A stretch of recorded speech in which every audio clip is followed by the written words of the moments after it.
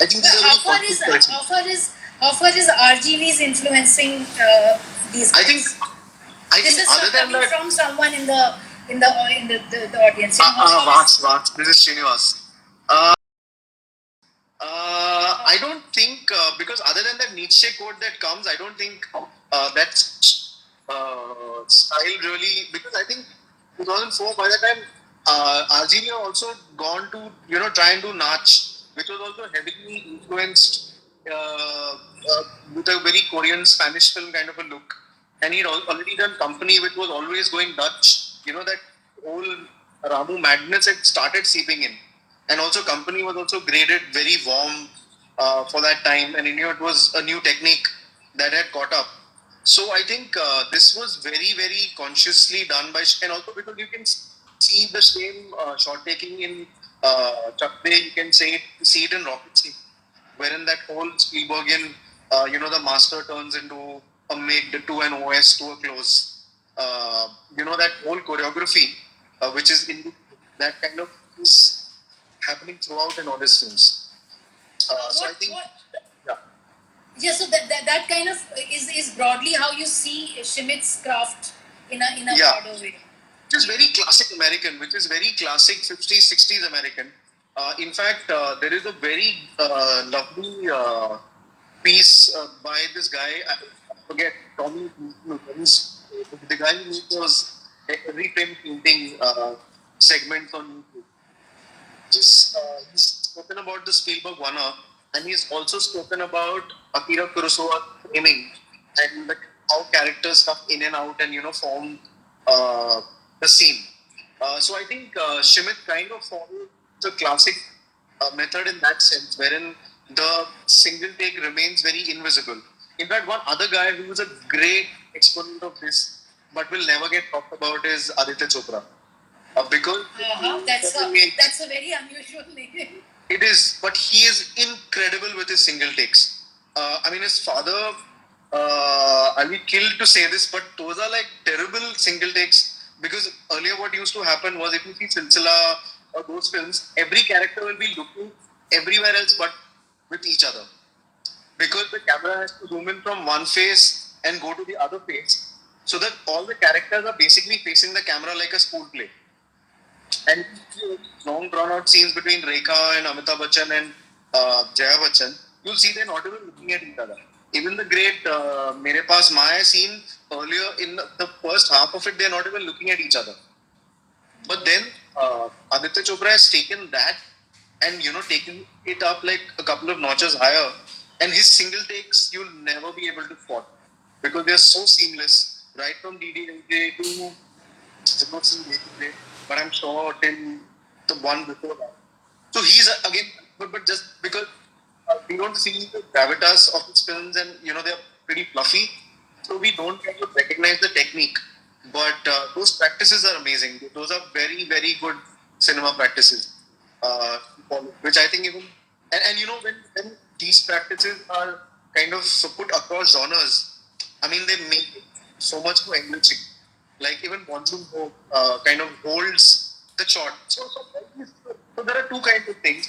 One is the single take only to get done with the scene quicker and more effective, and without the edit, you kind of see the seamlessness. And two is while talking about the scene, you're also talking about the atmosphere, like the scene in Goodfellas wherein they cross the road, go into the back entrance of the hotel, and then take a seat in the hotel. There is no real story there, but it is more about atmosphere.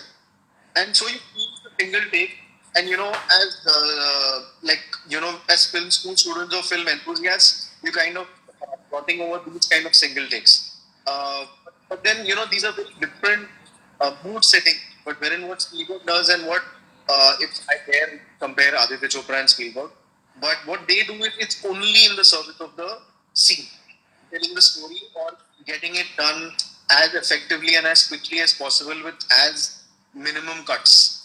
So I think that is something that a filmmaker, even like me, I'd love to keep learning, kind of perfecting, or try and get that going in the most perfect way possible someday. No, and I'm wondering as a viewer, as a lay viewer, whether this whole unclutter, there is a certain lack of clutter somewhere, whether it's also a sense of comfort viewing, and particularly in these times, I'm noticing that perhaps this kind of a very straight and yet in its own way dense kind of narrative maybe is a comfort watch, despite it being a gangster film, despite there Right. being killings there. It doesn't unhinge you in the way that I would have thought I would be unhinged, Right. I Right. don't know whether that holds true for you or not. Uh, I think why? Because also it is a very intimate study of human beings. Because also when Satu Agashe, after being this bully and this guy would kill 50 people, when he goes to his seniors, he's almost like this clerk or an accountant who just wants a shabashi from his Parsi boss. To wait times of in reverence and under this whole it's almost that pre-independent middle class which just live for hierarchy, just live to be appreciated by the boss. And somehow I don't know, it's just these lovely touches that are there throughout in Ab Tak Chappan, wherein junior senior hierarchy, it's almost like boarding school boys. Like even if you meet them, like I have never been into boarding, but whenever I see boarding school people, even if you're like 15 years junior, I mean the way they meet each other, greet each other, it's almost like a brotherhood within them. I think those details are like really great there, and also there is you see Zamir, who is a don, who is controlling half of the underworld here within this film's universe. Even he is having a time, with the girlfriend, and even the girlfriend is inquisitive as to why is he tensed or who is he talking to. I think these flavors kind of make it very domestic in that sense. I mean, even though he's wearing these flashy shirts, but he's still, answerable to a girlfriend. Obviously, he's being rude to her or whatever. But I think these touches kind of make it a very different kind of a thriller for me. And even the climax is not really heightened. It's not like a big shootout, or it's almost like the hunter becomes the hunted, which is Sadhu Agashe, who is introduced as this big bully who is shooting criminals or people whom we are told are criminals, and shot more than 50 people. Is actually running, is actually treated like a dog himself by the people whom he trusted. I would interrupt a bit, Vasan, and take this one Yeah. question which I can see flashing about it becoming repetitive. Do you feel RGV made it the gangster genre, so to speak, became typecast? I think the only RGV sin is he made too many films. Other than that, I mean, if we had gaps, then we wouldn't have felt the fatigue maybe. But I think all these films, like say Satya Company, even Shul, um but if you're sticking to Bombay Crime, then it's Satya Company, Ek Hasina Thi, and Ab Tak Chappan. I think they're all great companion pieces and great evolution in their own way.